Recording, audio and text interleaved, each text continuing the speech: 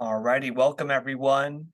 Thank you so much for joining. We'll get started in about 2 to 3 minutes as we let everyone join in on this webinar.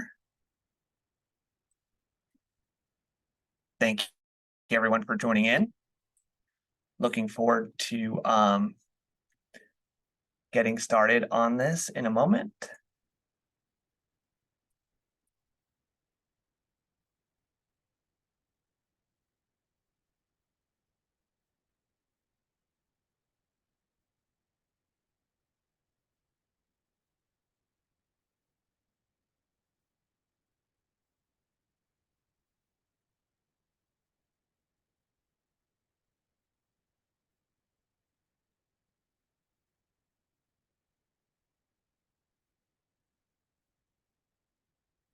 Thank you everyone for joining in. We're going to get started in about 2 minutes.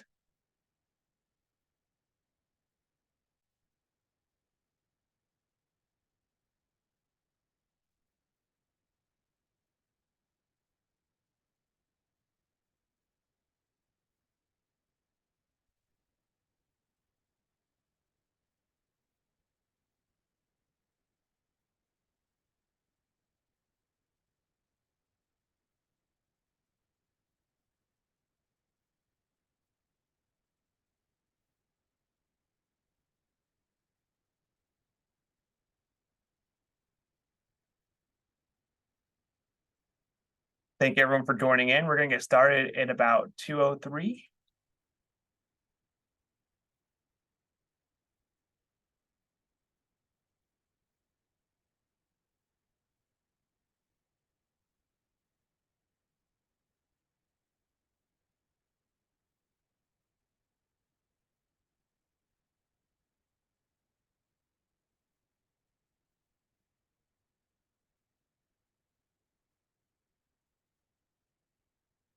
Thank you everyone for joining in. We're going to get started in about a minute or two as you join in.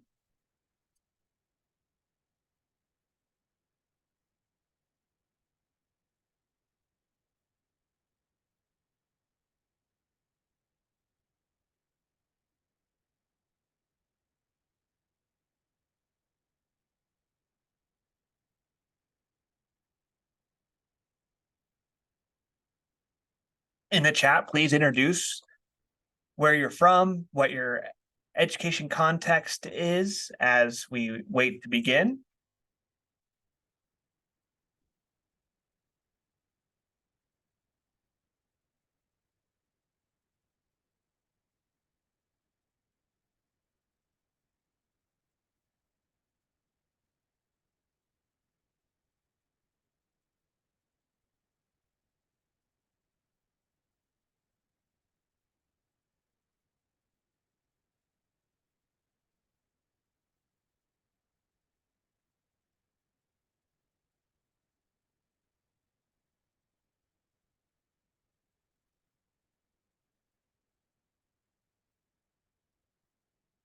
Thank you everyone for sharing.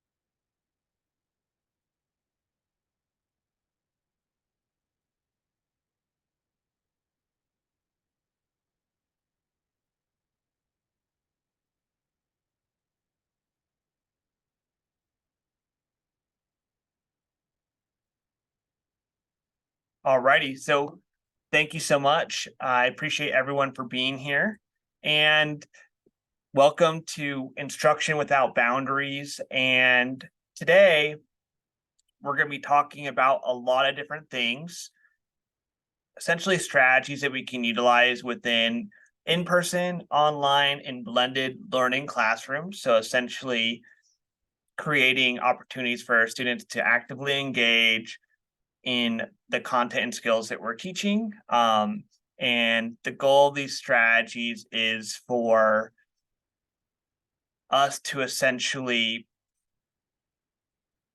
provide multiple opportunities for our students to engage in their content and they're content agnostic. So the goal is that they can be used in a wide variety of classes. And where you can go and access today's slide deck, I'm putting it in the chat today. You're going to be able to access the slides at this following website. It's my flow code, and it's going to be right underneath Fall 2023 conference presentations, and it's 6 strategies that you can use within any setting. You'll notice that on that page there. I'm going to put it in the chat once again so that you can access that flow code there. As we go through this, just FYI, my internet at this school site is really slow and having issues with a number of my slides and programs. So I do apologize if we have really any issues as we go through this because of essentially it being slow. So a little bit about me in this project. I work at the consortium-wide level in the state of California and North San Diego County. I do all the EdTech integration. I do all the professional development, coaching of our adult education teachers within our non-credit and CTE and diploma-based programs. About 125 teachers across 6 school sites. And here we go. Here's the link. Sorry about that. Thank you for sharing that in the chat. Here's the link. Now it should be going to everyone in the webinar. I had it on the wrong category people. So that's what I do on my daily basis. And I've worked on this project with a number of different educators that work in K-12, Janelle McLaughlin, as well as Shannon Moore. Janelle has experience in elementary education and Shannon in secondary education. So we worked together over 3 or 4 years to develop a number of these strategies and ultimately our book about this topic. So it's something that we are very proud of, and we really hope that these strategies can resonate with you as we go through this. So one strategy that I always like to start with is when I'm on Zoom, for example, if a teacher's teaching a asynchronous or synchronous class on Zoom, they can essentially change their background of their screen to essentially represent how they're feeling. So what we train students to do is to change their backgrounds based on how they're feeling or capturing that mood. So for example, hey, I'm feeling relaxed, I'm at the beach, or hey, I want to enjoy a nice evening out, hanging out and having fun.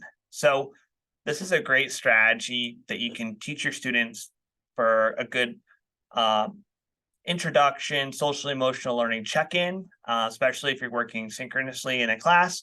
You could also do this type of strategy within an in-person class by utilizing a tool like Pear Deck, Nearpod, CurryPod, where the students essentially draw how they're feeling on the interactive slide, which is like a whiteboard, or you could have them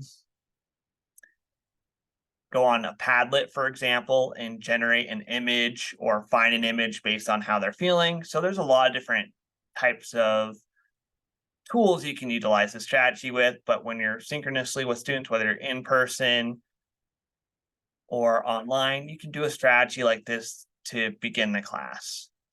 And I always like segueing into really our objectives for today, and this is kind of how it goes for my lessons generally, is that start off with social emotional learning, then go into the main objective. And today really we're trying to find really how we can integrate a wide variety of strategies within all these various types of settings. And when we're thinking about adult education, that definitely is apparent and a need in many of our communities to offer many different modalities of where our students are learning, whether we offer in-person courses, blended courses where students are in person a number of days, or synchronous on Zoom and asynchronous working on modules, or distance learning where students come in for a small group at the learning center to work on math or English or whatever subject they're working on. Then they go and work on it independently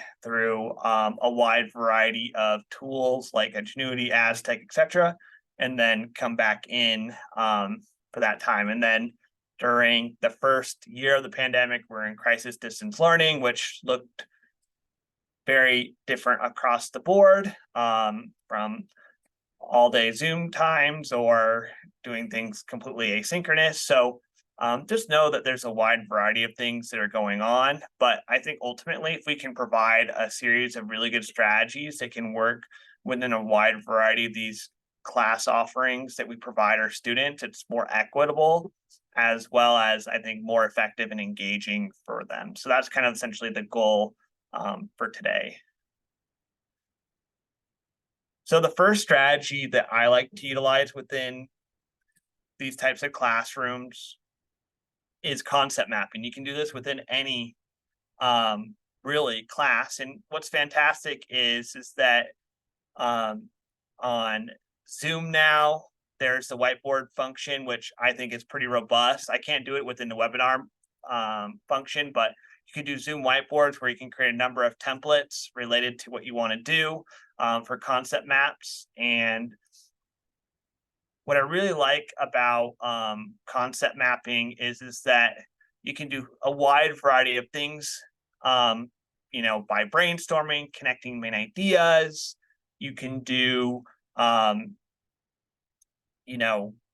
group projects, group collaboration, and a tool that I like to use is the whiteboard function on Canva for this, which you can utilize within in-person, synchronous, online synchronous, and even asynchronous. You can put a link for students within a Zoom or on Canvas, or it could be a QR code for students to access the whiteboard. And you can do a wide variety of these whiteboard templates. Say, for example, you're teaching like high school diploma. You could utilize a template where you could essentially do a project roadmap with them if you're working with them one-on-one. Or, for example, you're working with a ESL group and you're looking at maybe various types of definition and terms type of mind map for this concept map, right? Definition of terms, and you can have students collaborate together on this idea. It could be in a whole class setting or small group. And the biggest thing is to ensure that students can access it. You create a link anyone can access and can edit and click copy, and you can post it on your learning management system, or you can just send the students the link. And when you're done, you can obviously lock it and have students only can view, and you can put it onto your learning management system as something for students to look back on. And concept mapping is a very powerful tool, and it can be done on a wide variety of different tools, and it just has a high degree of effectiveness for our students, because we're essentially taking students' prior knowledge and we are synthesizing ideas or furthering ideas, and teachers can place in direct instruction or guided practice during the time they're working on concept mapping. Initially, a teacher can model the concept mapping before releasing students to work on one collaboratively, or each student may get a copy of this. So there's so many different opportunities, from chunking to identifying concepts, visually developing vocabulary, note-taking through sketchnoting, just a wide variety of things that you can do, which is, I think, really powerful. And these are just some of my favorite ones. I've really kind of moved over to Canva. And if you're a Microsoft shop, you can do the note tool there. I've done it historically on Google Slides and Pear Deck. Wiser.me is a good one as well. You could even do this on Padlet. But it's a very engaging opportunity for students. And I think it's a really fun way to use this type of program. And what's fun about concept maps is that, especially if you're looking at students that may have limited digital skills, what we've done is we've used laptops with touchscreen capabilities for students to create a just with their fingers, their drawings or work on those concept maps that way. So that's one of the ways to bridge that digital gap, is essentially start maybe lower digital literacy students on devices that are touchscreen, and then moving them over time to getting used to that capability onto a normal laptop where they can use the mouse feature, just building those digital routines over time. And I was in a classroom just the other day in an ESL beginning high class, and students were doing a concept map of essentially having to draw various types of fruit and vegetable vocabulary. And each student were to draw a wide range of them. And we had a range of digital literacy skills. And ultimately, it was quite successful because of the touchscreen capability of the laptops that we had on. And I've seen this done on a wide range of modalities, whether it was online or in person like it was yesterday, or even in a blended asynchronous model where maybe the teacher went over to the concept map initially during that synchronous Zoom time, and then the students they were required during asynchronous time, whether they were at home or at the learning center, to complete that concept map independently or in a small group.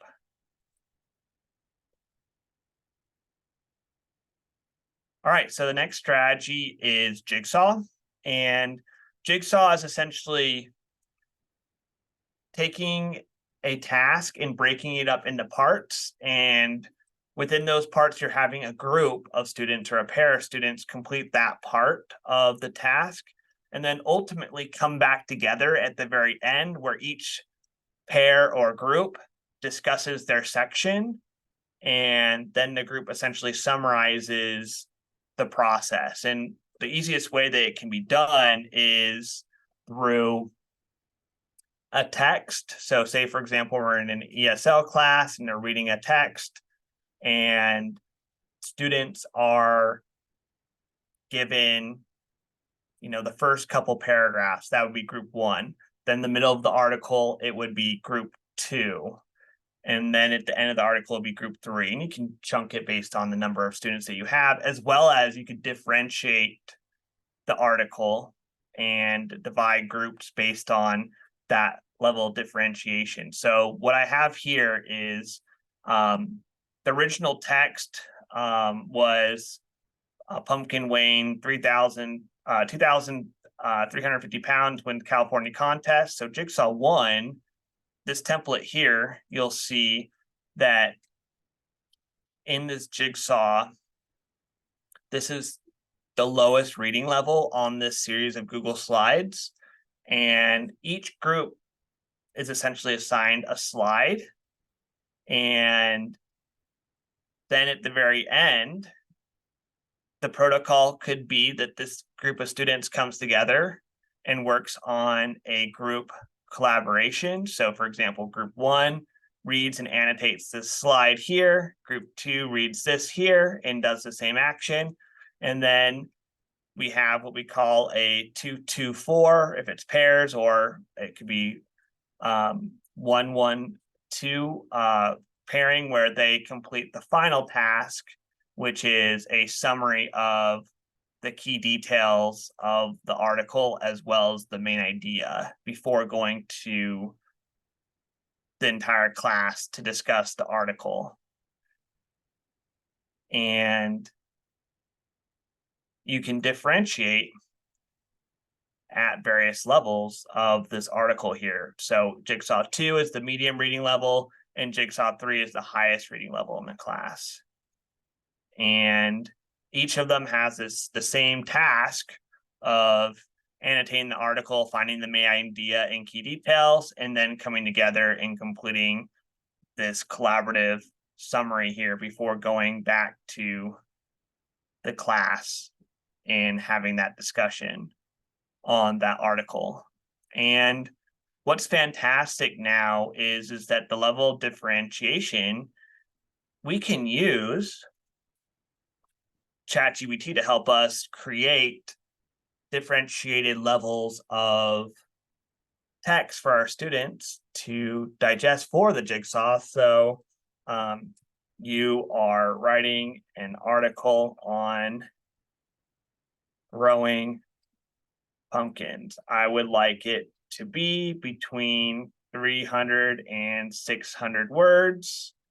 I would like 3 reading levels devised from this article: a beginning, intermediate, and advanced reading level.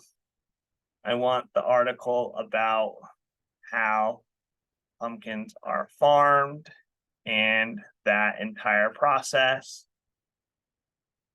I would like the article's tone engaging and fun for my students.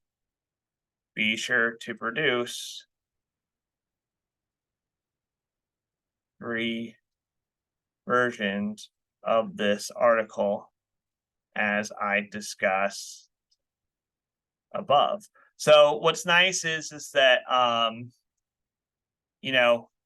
developing these articles, and I could just put these directly onto my Google Slides or whatever collaboration tool that I want to utilize for the Jigsaw after I review. So I have my advanced reading level here, and then it's going to produce intermediate, and then it'll produce the beginning. So that's just one way that you can differentiate using the Jigsaw for multiple groups of students. And putting that on to 3 slideshows. And then essentially what you could do is send out an announcement on your learning management system where you could have, groups 1, 2, and 3. They're going to take slideshow 1. Groups 3, 4, 5 are going to take slideshow number 2. And then, groups 5, 6, 7 are going to take slideshow number 3. And you can see how it would work with breakout rooms for Jigsaws. You could put groups within various breakouts working on each Jigsaw. And you can assign, 3 to 4 students per group or a pair. And you could model beforehand. Maybe you're going to annotate part of the article before releasing the group to complete their portion of the Jigsaw. But really important at the end, like I mentioned before, is that summarization activity where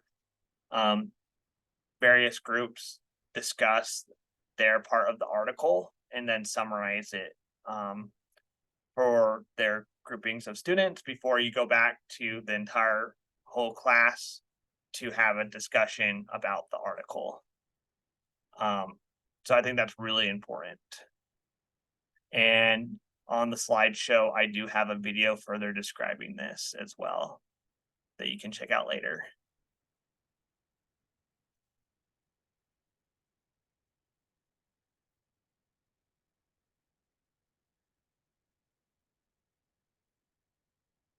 And then here's a Jigsaw step summarized. And you could do this on slides, Jamboard, FigJam, really just any sort of digital whiteboard where you can sequence various slides for students to collaborate on. And similarly to what I did on Canva, you just make sure that those slides have anyone with a link can edit, and then that allows the students to go edit their particular slides. All right, so I know what you're thinking of when I put up web quests. Web quests are very old, but also I think they're more relevant than ever before in a world of artificial intelligence, because we need to demonstrate and model to our students that the AI outputs and things that we're searching for on the internet, we need to verify their authenticity. And I think web quests are a great way for students to really search for authenticity and originality of works. So I think that that's why we utilize these web quests. And what web quests are essentially is you provide your students with a problem, and then they are going to go to a wide variety of different places on the internet to find evidence to solve that problem, and then to summarize their process of that web quest search. And there's a lot of different versions of what this could look like, that we have right over on the right hand side here of, you could do a treasure hunt web quest, which is you're ultimately giving your students clues and websites to go to find a treasure. You could do a differentiation web quest. Maybe you're talking about, um, the water cycle or something like that. And you could have students go 3 different routes on a variety of different websites discussing the water cycle to ultimately gather information related to that. Um, it could be a flipped classroom web quest where essentially you provide your students with a web quest where they need to read a number of articles and visit a number of websites to gather information before you come into class to discuss that particular area of content. So there's a wide range of how these can be done. And we like Dodge's web quest structure where it's in a 6-piece process where it's intro to students about what the web quest is about, and then teachers being very clear about what the end product is. Well, the end product is for you to summarize your process of finding this information, or can you determine whether this was original or was this a secondary source? And then the process, a teacher will explain the step-by-step process that the teacher has provided on the document. So you have step 1, 2, 3, 4, 5 websites and the directions that you're going to encounter when you go to those websites. And then the evaluation piece is what are you having your students do and how is that measured? So maybe they're summarizing details regarding these articles that you're having them read or a number of videos that you're having them to watch. And they need to describe key details that are within each of these modalities. And they need to either do it in writing or they can record through maybe Flip or on Canvas, something of that nature. And then at the very end, the conclusion piece is where the students talk to each other, or there's a class reflection, or there's a survey where students get to reflect on their entire process of going through the web quest, gathering their information, reviewing what has been provided, and ultimately their results. So this really allows for your students to focus on critical thinking. You can front load or preload information to what you maybe want to touch on after the web quest. It could be a really good form of reading or really getting the information they need before you jump into a larger project. Or the web quest itself could be more of a summative research project. So there's a wide range of things that you can do with the web quest. And you can do a lot of things with AI resources to help you build these outside of just resources that have already created. So this one was on the water cycle that I created. And I used ChatGPT for this one. And I obviously checked out each of these links beforehand. And you can include a better prompt than me even to help build this out. You can revise this as you go. but I just like how it has already the links for you and it can build it out for you quite quickly. And then you just need to go and review and revise. And then ultimately you could have this in place. And I think for the adult education, it's a good way to front load information to students, or it could be a good way for students to really investigate, like I mentioned, originality, or find information out for like a summative project, like a co-op for ESL or that type of thing. So I think that there's a wide range of options here. And I think that it's something that you can create quite quickly, and it can also be a fun and engaging activity. And I would too, especially if you're with students that haven't done this before, you'd really scaffold it out, and you would do a lot of guided practice with them before releasing them to do this. So I think that it would require, a couple of times going through at least one or two of these web quests before allowing students to really start doing them more by themselves or in small groups. So what I love about this is that I think photo essays have a lot to do now, more relevance than ever before, because now we can use artificial intelligence to develop images and even video. And I think this is a really important skill for students to develop this type of content in the age that we live in. And what a photo essay does is it allows students to illustrate an idea that they may have and develop an image in which they could tell a story about or describe to a small group of students or an entire class. And you can do this strategy for a formative assessment or even more of a summative assessment. It could be a jigsaw photo essay. You can use photo essays to activate prior knowledge. It could even be done for social emotional learning or even in metacognition. So if we look here, this is an example of a template that you can provide your students with through Google Slides of a photo essay, where the first couple slides of this is where it describes the activity, the prompt. Maybe they've read a text and they want to describe or summarize a scene or a character's feelings or experiences. So the prompt's there. Then there could be a model photo essay. This particular text was about a family vacation.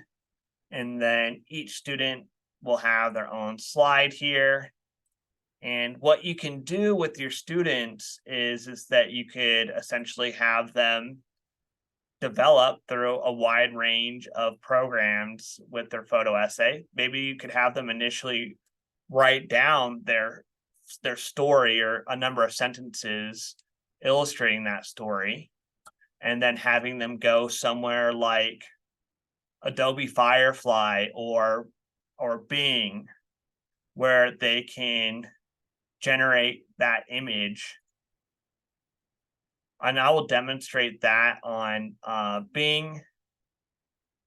So say, for example, we read, I keep thinking of The Great Gatsby because I've been talking a lot about that as just an example text for a novel study.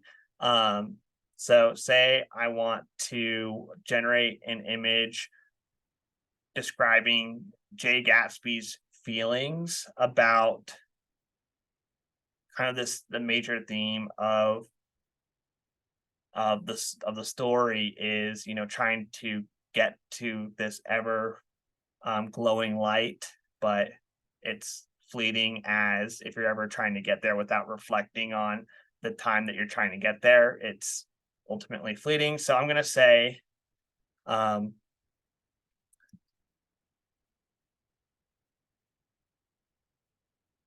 generate an image based on this story I have developed. Jay Gatsby during The Great Gatsby. Now let me make this bigger for you. And everyone can see Bing, correct?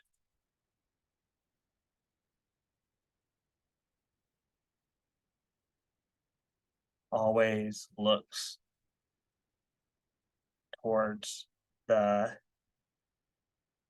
green light, but it is fleeting. He is on the dock and often feels excited about this, but also depressed. Ultimately, it leads to his downfall. Let's see what Bing does. And you could do this on Midjourney, you could do this on Firefly, you could do it on Bing, you could do it on Canva even. There's opportunities to do that as well. So that this is just an example of how a student could, create their story and then essentially get that image and then copy it directly onto the slide. Ultimately, I wish my internet was a little bit better here where this would attempt to generate, but I hope that you get the point, where the students are asked a prompt, they write text initially, and then they generate an image associated with that text, place it onto a photo template like this, where they could then share it with their classmates. And you could either be in a pair discussion at first and then moving into more of a whole class discussion.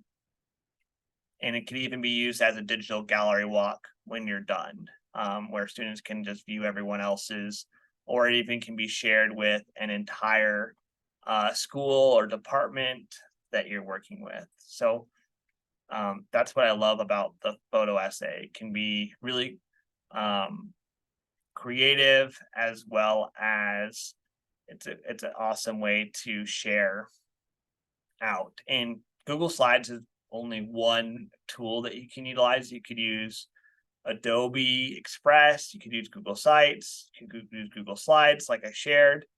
There's so many different ways that you can do this. And a final product could look like this. The prompt could be about a story or summertime, like this one is here, where then they generate not only an image, it could be a GIF or a short video even.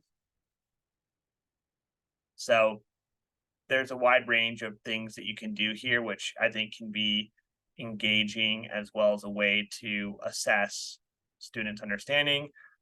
Historically, you could do this on Dolly, which is now being integrated directly into ChatGPT. So like I mentioned earlier, there's so many different image generators that you can use for this. This is Midjourney right here. And like I mentioned, you could have the images, create images, or you could have an image and then a student write for a quick write at the beginning of the class, and then students tell a story about that, whether it's through a dialogue or a short response. There's a wide range of things that you can do with this strategy. And here is the steps summarized.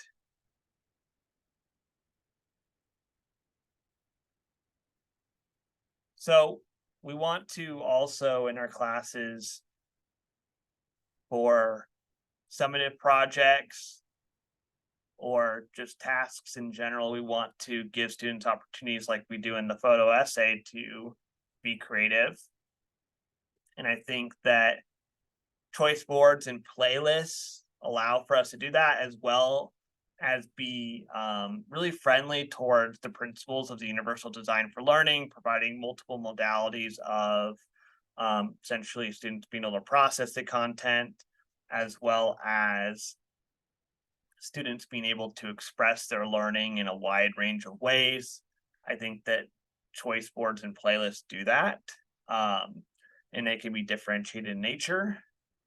And I think for adult learners, we want to increase choice because that can increase engagement and ownership. And choice boards are nothing new, nor are playlists. These are all things that I think that we can utilize. And I think in adult education, the high school diploma, as well as ASC, choice boards can be very, very powerful, as you can have a wide range of activities and tasks for students to demonstrate their learning for a particular standard for whatever they're trying to accomplish, or that unit in biology that they're finishing up, or in English, the unit they're trying to finish up. I think that these can be used in a wide variety.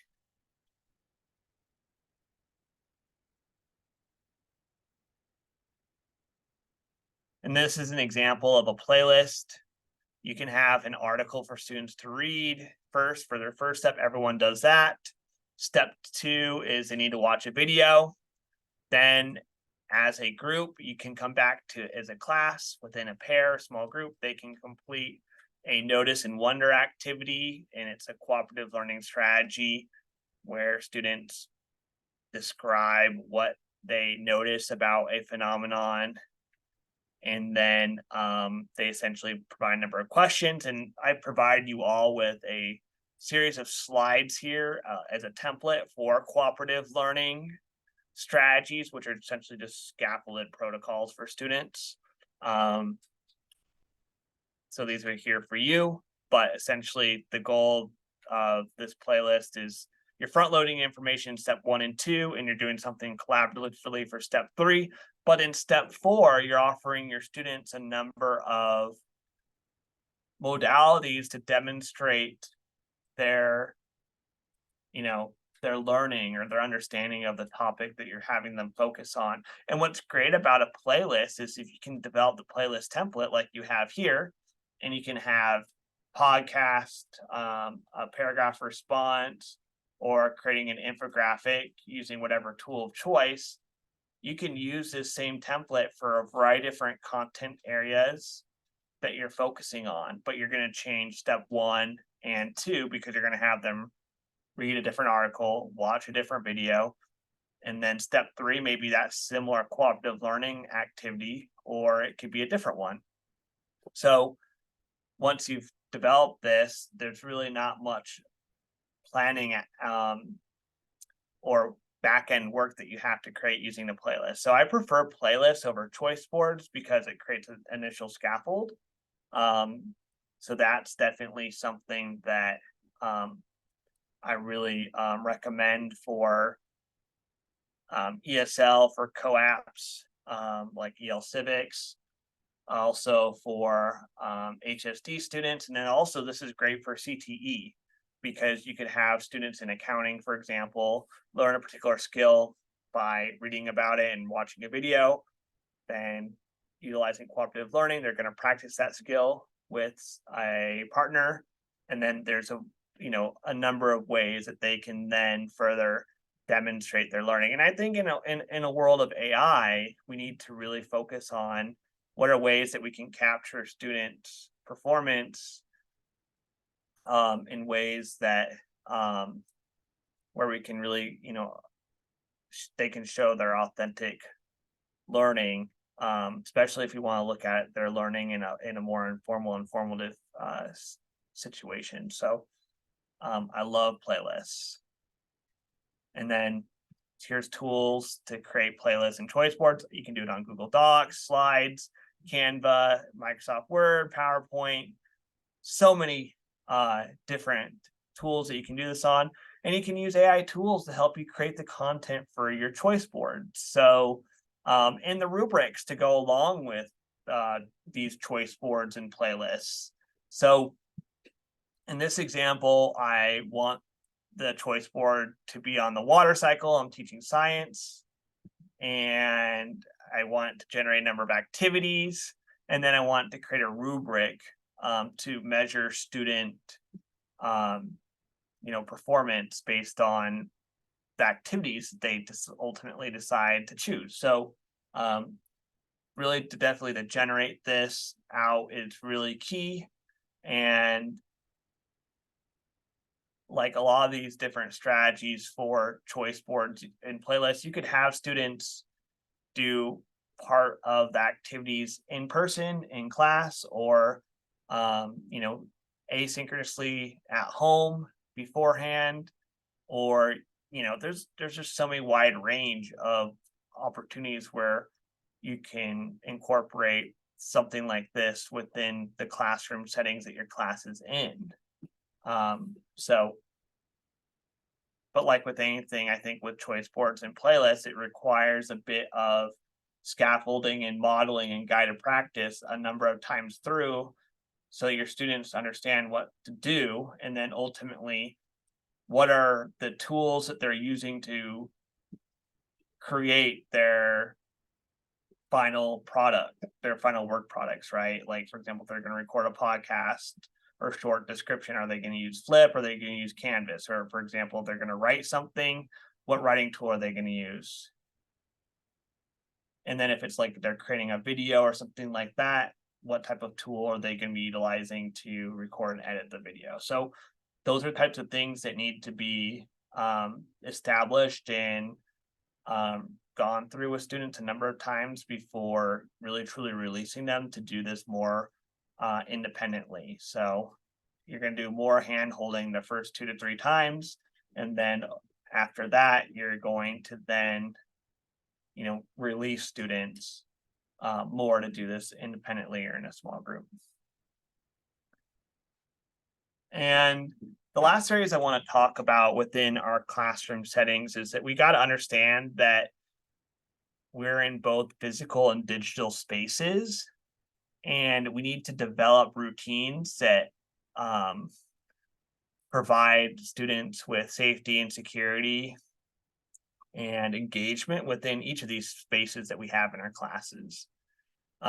So you want to intersect your goals of citizenship and digital citizenship to ensure that within each of these spaces, students understand what to do, know what the expectations are, and know what the boundaries are, as well as to further extend and learn more about how they can become better citizens in each of these spaces, right?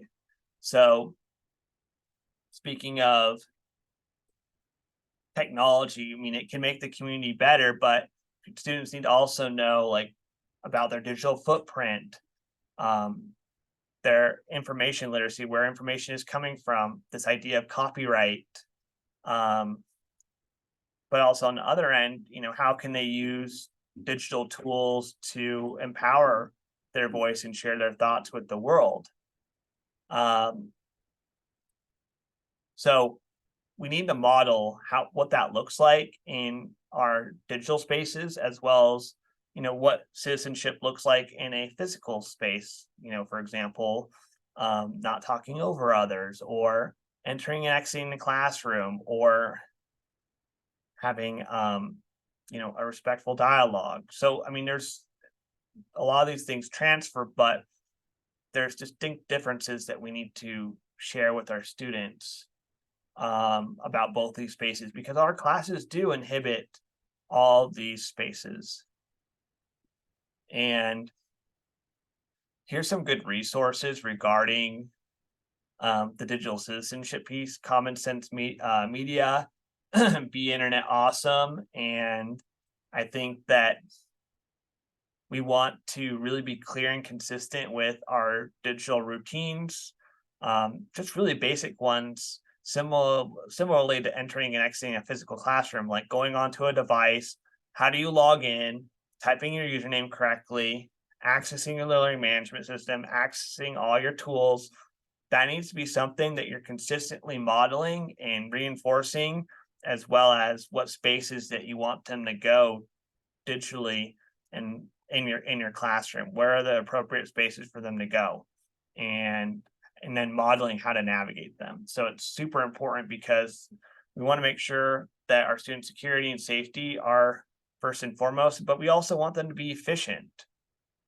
We want them to be really efficient as to getting from point A to point B because we don't want them to lose instructional time and get frustrated. So ultimately, those are the things that we really want.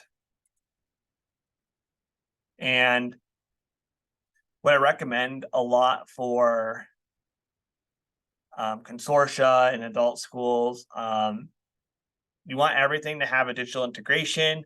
We want to have a learning management system that's used across the board. So whether it's Canvas, Schoology, Blackboard, you want everyone within your organization using the same thing.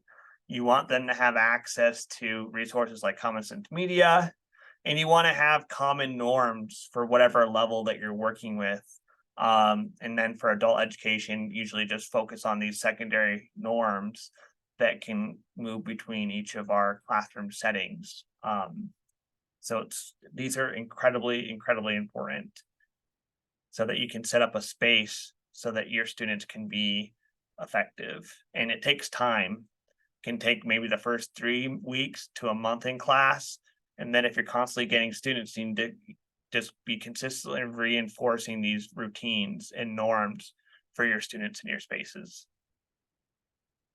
And really important above, just digital literacy is this idea of AI literacy and just how students are able to navigate using AI. And an example of this is for a recent adult ESL advanced class, we had them talk to an AI named Pi, which is a great resource for teachers because Pi doesn't require any sort of login. So there's no way to track essentially, who is using Pi. And we used it as a way for students to brainstorm ideas.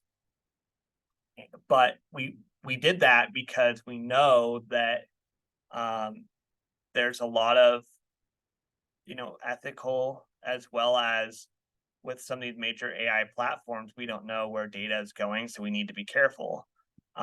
So it's really important to have a degree of literacy when it comes to using digital tools as well as AI. And I love how AI for K12.org provided this really good infographic on, the 4 major areas that they would really like students to focus on: perception, representation, and reasoning of the AI, how we can utilize it to learn, and how do the computers learn itself, and then just that interaction with AI. How does that look, and what are healthy ways to interact with it, and what are not healthy ways for us to interact with it? And I wrote an article about this, which is on my blog that's linked here, about this. Extremely important.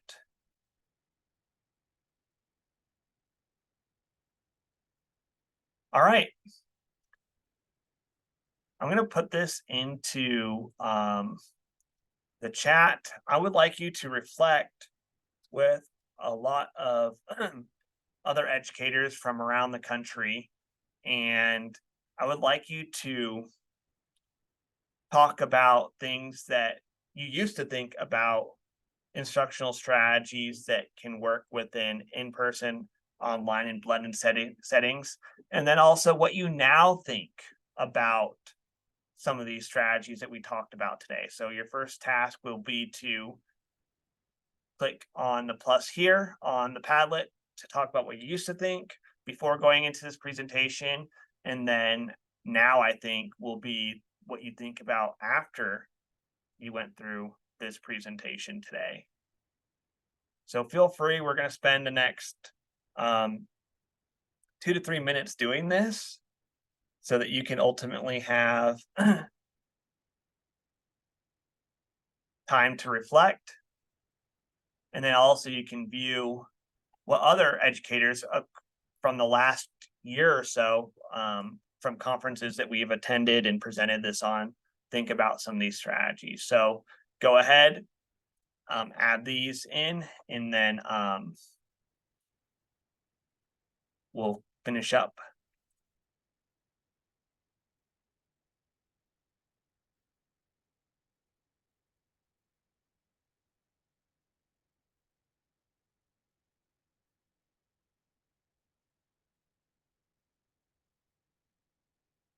And then in the meantime, while you're finishing this up, please put into the chat any questions that you may have that we can address at the very end of this presentation in the next 5 minutes or so.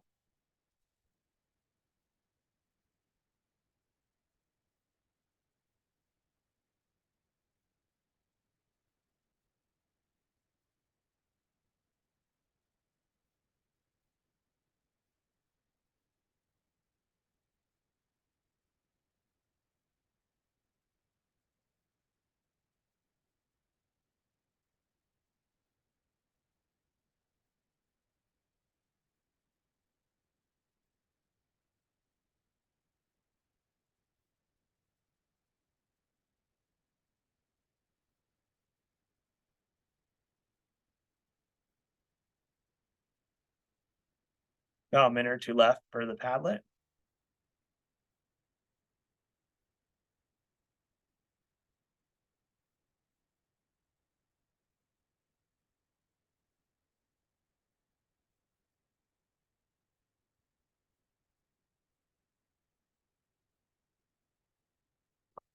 Then some questions are starting to come into the chat. I'll address them in a moment.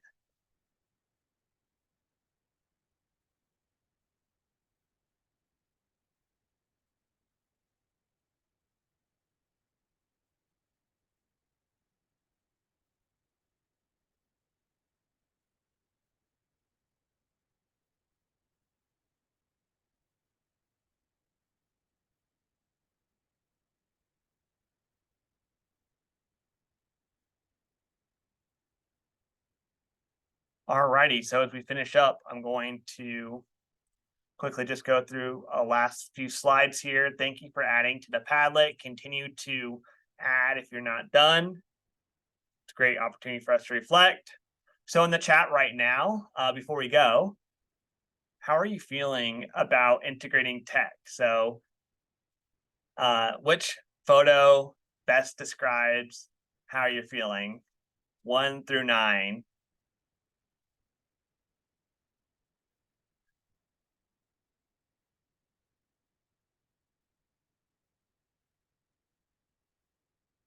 Awesome. And everyone's at different places, and that's totally okay. Everyone's on a different journey, and everyone's in a different context. So I appreciate everyone for sharing.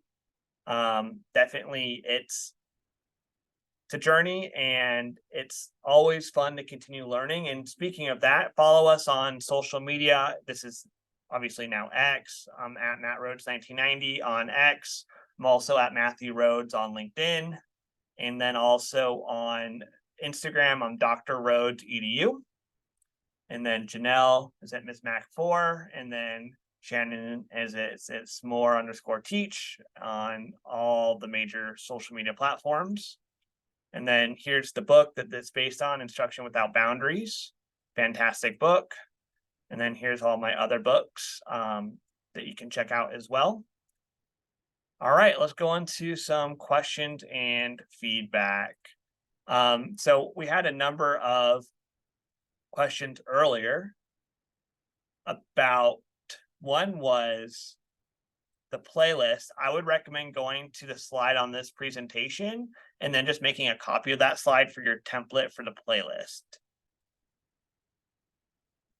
And then let's see, any other questions before we finish for today? Thank you for those that are attending, and hope that you have the opportunity to attend COABE this year in 2024. It's in Nashville, I believe.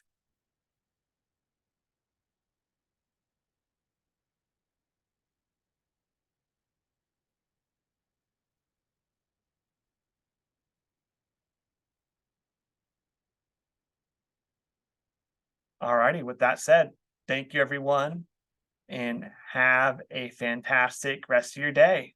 Appreciate your time. Looking forward to connect with you on social media. Have a good one.